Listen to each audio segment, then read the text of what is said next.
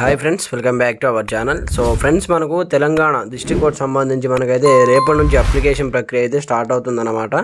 So application సంబంధించి ఏ సర్టిఫికేట్లు మన దగ్గర ఉండాలి, సో ఏ సర్టిఫికేట్ ఉంటే మీరు అప్లికేషన్ పెట్టుకోవచ్చు, లోకల్ అండ్ నాన్ లోకల్ అంటే వాటికి సంబంధించి ఏ సర్టిఫికేట్ ఉండాలి, అసలు లోకల్ అంటే ఏంటి, నాన్ లోకల్ అంటే ఏంటి, వాటికి సంబంధించి కంప్లీట్ డీటెయిల్ ఇన్ఫర్మేషన్ మనము వీడియోలో తెలుసుకుందాం. ప్రతి ఒక్కరు సపోర్ట్ చేయండి, లైక్ చేయండి, కామెంట్ చేయండి, అలాగే మన ఛానల్ సబ్స్క్రైబ్ చేసుకొని బెల్ ఐకాన్ యాక్టివేట్ చేయండి. మరి ఇంకెందుకు ఆలస్యం, let's start our topic. So friends, ఇది మనకు టీఎస్ హైకోర్టు సంబంధించి అఫీషియల్ వెబ్సైట్ అనమాట. ఓపెన్ చేసిన తర్వాత ఇక్కడ మనకు కంప్లీట్గా సో 9 రకాల ఉద్యోగాలకు సంబంధించి నోటిఫికేషన్ రిలీజ్ చేయడం జరిగింది తెలంగాణ హైకోర్టు సంబంధించి. సో డిస్ట్రిక్ట్ కోర్టు ఉద్యోగాలు అనమాట. అయితే మనకు ఈ జిల్లా కోర్టు ఉద్యోగాలు మనకు 9 రకాల ఉద్యోగాలకు సంబంధించి నోటిఫికేషన్ వచ్చింది. అందులో మనకు ఆఫీస్ సబార్డినేట్ కావచ్చు, typist, copyist, record assistant, junior assistant, field assistant, examiner, అలాగే ప్రాసెస్ సర్వర్ కావచ్చు, స్టెనోగ్రాఫర్ గ్రేడ్ 3 కావచ్చు. సో ఏ పోస్టులు అయినా సరే ఇందులో మనకు కొన్ని పాయింట్స్ అయితే మెన్షన్ చేయడం జరిగింది అనమాట. ఏ సర్టిఫికేట్ ఉండాలి, లోకల్ అండ్ నాన్ లోకల్ అంటే ఏంటి, అసలు లోకల్గా నిర్ధారణ చేయాలంటే సో మీ దగ్గర ఉండవలసిన సర్టిఫికేట్ ఏంటి, వాటికి సంబంధించి అనమాట. సో మనం ఆల్రెడీ ఇందులో కొన్ని పోస్టులకు సంబంధించి వీడియోస్ కూడా చేశాము. అలాగే కొన్ని typist and copyist and field assistant, అలాగే మనకు స్టెనోగ్రాఫర్ గ్రేడ్ 3కి సంబంధించి వీడియోస్ చేయలేదన్నమాట. సో అందరికీ సేమ్ యాస్టేజ్ అయితే మనకు ఒకసారి మీరు ఆల్రెడీ వీడియోస్ చూడవచ్చు. సో ఏ విధంగా అప్లికేషన్ పెట్టుకోవాలి, వాటికి సంబంధించి రూల్స్ అండ్ రెగ్యులేషన్ ఏంటి, క్వాలిఫికేషన్ ఏంటి, వాటికి సంబంధించి. సో అయితే మనకు ఒక పాయింట్ అయితే మెన్షన్ చేయడం జరిగింది అనమాట. For example rules and regulation ఇవ్వడం జరిగింది అనమాట. ఇక్కడ చూసుకుంటే మనకు జనరల్ ఇన్స్ట్రక్షన్ అని ఇవ్వడం జరిగింది, ఇక్కడ చూసుకోవచ్చు. సో ఫ్రెండ్స్, మనకి ఇక్కడ జనరల్ ఇన్స్ట్రక్షన్ ఇవ్వడం జరిగింది కదా. ఇందులో మనకు కొంచెం స్క్రోల్ డౌన్ చేసి ఇక్కడ మనకు చూడండి. సో ఇందులో మనకు GHIJO పాయింట్ అయితే చూడండి, ఇక్కడ మనకు చూడండి. సో ఇక్కడ ఓ పాయింట్ ఉంది కదా, ఇక్కడ చూడండి. For determining local status of the applicant అనమాట. ఇక్కడ చూసుకుంటే మనకు కంప్లీట్గా సో లోకల్ క్యాండిడేట్గా నిర్ధారణ చేయడానికి మీకు దగ్గర ఉండవలసిన సర్టిఫికేట్స్ ఏంటి అంటే చూడండి. For regular student who have pursued their education from 4th class to 7th class in one district, those will be considered as a local candidate to that respective judicial district అనమాట. అయితే చూడండి, ఎవరైతే అభ్యర్థులు కంప్లీట్గా 4వ తరగతి నుంచి 7వ తరగతి వరకు ఒకే జిల్లాలో చదువుకొని ఉన్నటువంటి అభ్యర్థులను లోకల్ క్యాండిడేట్గా నిర్ధారణ చేయడం జరుగుతుందంటూ కూడా ఇక్కడ మనకైతే కంప్లీట్ ఇవ్వడం జరిగింది. అది కూడా ఒకే జిల్లాలో 4వ తరగతి నుంచి 7వ తరగతి వరకు చదువుకున్నటువంటి విద్యార్థులను లోకల్ క్యాండిడేట్గా నిర్ధారణ చేయబడుతుందంటూ కూడా మనకైతే ఇక్కడ కంప్లీట్గా ఇక్కడ ఇన్స్ట్రక్షన్ అయితే ఇవ్వడం జరిగింది.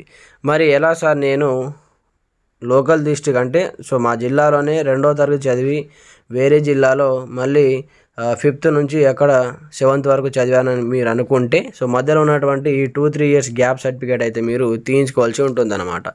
లేదా రెసిడెన్సీ సర్టిఫికేట్ అయితే 100% అడుగుతున్నారు. ఒకవేళ మీ జిల్లాలో మీరు 4వ తరగతి నుంచి 7వ తరగతి వరకు చదువుకోకపోతే వేరే జిల్లాలో చదివినా మీ జిల్లాలో చదువుకున్నట్టు వాటికి సంబంధించి గ్యాప్ సర్టిఫికేట్ లేదా మీరు సో కంప్లీట్గా మీ జిల్లాలో లోకల్ క్యాండిడేట్గా సో నిర్ధారణ చేయడానికి సో రెసిడెన్సీ సర్టిఫికేట్ అయితే తీయించుకోవాల్సి ఉంటుందన్నమాట. ఇక్కడ చూసుకుంటే మనకు for any reason if the applicant has not pursued his and her student from 4th to 7th class in one district, ఎటువంటి కారణాలైన చేత సో ఏ ఇతర కారణాల చేత ఒక అభ్యర్థి తమ జిల్లాలో కంప్లీట్గా 4వ తరగతి నుంచి 7వ తరగతి వరకు చదువుకోకపోతే study period of 1st class to 7th class will be considered and where they have pursued their studies for maximum period, those will be considered as local candidate to that judicial district అనమాట. అయితే ఇక్కడ చూసుకుంటే మనకు కంప్లీట్గా so for any reason if the applicant has not pursued student 4th to 7th class in one district, ఒకవేళ ఒక జిల్లాలో చదువుకోకపోతే study పీరియడ్లో కంప్లీట్గా మీరు 1st నుంచి 7th class వరకు సంబంధించి సో గ్యాప్ సర్టిఫికేట్ లేదా రెసిడెన్సీ సర్టిఫికేట్ అయితే తీయించుకోవాల్సి ఉంటుందండి. వాళ్ళని సో ఓన్ డిస్ట్రిక్ట్గా సో లోకల్ క్యాండిడేట్గా పరిగణించడం జరుగుతుందంటూ కూడా చెప్పడం జరిగింది.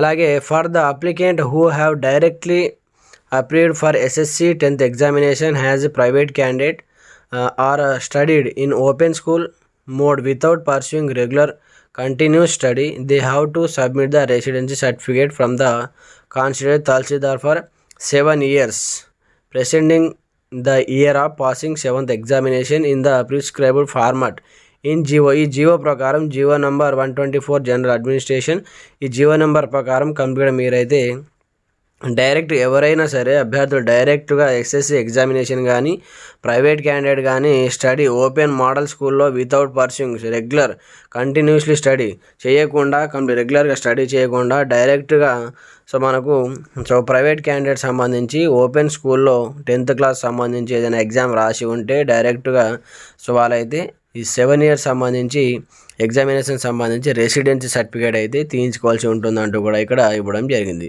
సో మీకు సంబంధించిన తహసీల్దార్ చేత 7 years ఎగ్జామినేషన్ సంబంధించి జీవో నెంబర్ ప్రకారం మీరైతే ఒక రెసిడెన్స్ సర్టిఫికేట్ అయితే 100% తీయించుకోవాల్సి ఉంటుందంటూ కూడా మనకైతే ఇక్కడ ఇవ్వడం జరిగిందనమాట. అయితే all rights are reserved for appointing authority the cancel provisional selection for the candidate if the certificate of provisionally selected candidate such as eligibility, education qualification, social status, local status and disability. ఎలాంటి కారణాల చేత అయినా ఏ ఒక్క certificate మీ దగ్గర లేకపోతే so వాళ్ళను reject చేసేటటువంటి అధికారం సో ఈ కోర్టుకు ఉందంటూ కూడా ఇక్కడ చెప్పడం జరిగిందనమాట. సో ఫ్రెండ్స్ చూశారు కదా, ఇది మనకు కంప్లీట్ ఇన్ఫర్మేషన్ అనమాట. సో మీరు లోకల్గా నిర్ధారణ చేయాలంటే 4th నుంచి 7th క్లాస్ వరకు ఒకే జిల్లాలో చదివి ఉండాలి, లేకపోతే మీ దగ్గర రెసిడెన్సీ సర్టిఫికేట్ అయితే 100% ఉండాలి. ఇది మనకు లోకల్ నాన్ లోకల్గా నిర్ధారణ చేయడానికి ఉపయోగపడుతుంది. అలాగే మీ దగ్గర అప్లికేషన్ చేయడానికి ఏ సర్టిఫికేట్ ఉండాలి, సో మీరు ఏ పోస్టుకు అయితే అప్లికేషన్ చేస్తున్నారో వాటికి సంబంధించి ఆఫీస్ సబార్డినేట్కు మీరు అప్లికేషన్ చేస్తూ ఉంటే బోనాఫైడ్స్ అండ్ మీకు సంబంధించి క్యాస్ట్ సర్టిఫికేట్, లేటెస్ట్ క్యాస్ట్ అంటే క్యాస్ట్ తెలంగాణ వచ్చిన తర్వాత ఏదైనా సరే క్యాస్ట్ సర్టిఫికేట్ ఉంటే పర్లేదు. Residency certificate every year residency certificate అయితే ఉండాలి. అలాగే 10th memo and 10th TC 100%. Only 10th క్లాస్తో ఉద్యోగానికి అప్లికేషన్ చేసేటటువంటి అభ్యర్థులకు మాత్రమే. మిగతా పోస్టులకు సంబంధించి ఇంటర్ నుంచి డిగ్రీ వరకు ఉన్నాయి కదా, సో మిగతా ప్రాసెస్ సర్వర్ కూడా 10th పైన ఉంది. ఎగ్జామినర్ కావచ్చు, స్టెనోగ్రాఫ్ గ్రేడ్ 3 కావచ్చు, అలాగే ఫీల్డ్ అసిస్టెంట్, రికార్డ్ అసిస్టెంట్, అలాగే జూనియర్ అసిస్టెంట్ కావచ్చు. ఈ విధంగా ఈ పోస్టులకు సంబంధించి మీ దగ్గర 1st నుంచి 10th వరకు సో స్టడీ సర్టిఫికేట్ అంటే బోనాఫైడ్స్ అనమాట. వీటినే లోకల్గా నిర్ధారణ చేయడానికి ఉపయోగపడతాయి బోనాఫైడ్స్ 1 నుంచి 10వ తరగతి వరకు. దాని తర్వాత మీకు సంబంధించి 10th క్లాస్ మేమో, దాని తర్వాత ఇంటర్ మేమో, దాని తర్వాత degree 1st year, 2nd year and 3rd year మనకు ఈ విధంగా మేమోస్ కూడా ఇస్తారు. 1st ఇయర్ పాస్ అయినట్టు ఒక మేమో, 2nd ఇయర్ పాస్ అయినట్టు ఇంకొక మేమో, సో 3rd ఇయర్ పాస్ అయినట్టు 3rd ఇయర్ మేమో అన్నమాట. ఆ మేమోస్ లేకపోతే మన దగ్గర ప్రొవిజనల్ ఉంటుంది, provisional and original degree certificate, original memo. ఈ 2 మేమోస్ కూడా మీ దగ్గర ఉండాలి. అలాగే బోనాఫైడ్స్ అనమాట, inter, 10th, degree, bonafides, caste certificate మీకు సంబంధించి ఇవన్నీ వాటిని వాళ్ళు స్కాన్ చేసి అప్లోడ్ చేయడం జరుగుతుందన్నమాట. మీ యొక్క ఫోటో, అలాగే మీకు సంబంధించి ఆధార్ కార్డ్, ఇవన్నీ ఈ ఆల్ సర్టిఫికేట్ మీ దగ్గర ఉంటేనే సో మీరు అప్లికేషన్కు అర్హులు అన్నమాట. ఏ ఒక్క సర్టిఫికేట్ లేకపోయినా మిమ్మల్ని అయితే రిజెక్ట్ చేయడం జరుగుతుంది. డిగ్రీలో బీకామ్ కంప్యూటర్స్ కావచ్చు, ఎంఎస్సీ కంప్యూటర్ కావచ్చు, బీఎస్సీ సైన్స్ ఈ విధంగా చేస్తున్న వాళ్ళకు కంప్యూటర్స్ జూనియర్ అసిస్టెంట్ సంబంధించి కొంచెం బేసిక్ నాలెడ్జ్, కంప్యూటర్ నాలెడ్జ్ అడిగారు కాబట్టి సో బీకామ్ కంప్యూటర్స్ చేసిన వాళ్ళకు అవసరం లేదు. ఒకవేళ చేయని వాళ్ళు డీసీఏ కానీ పీజీడీసీఏ కానీ సర్టిఫికేట్ ఉండాలి. అది కూడా గవర్నమెంట్ చేత ధృవీకరించబడినటువంటి డీసీఏ సర్టిఫికేట్ లేదా పీజీడీసీఏ సర్టిఫికేట్ అయితే 100% ఉండాలి.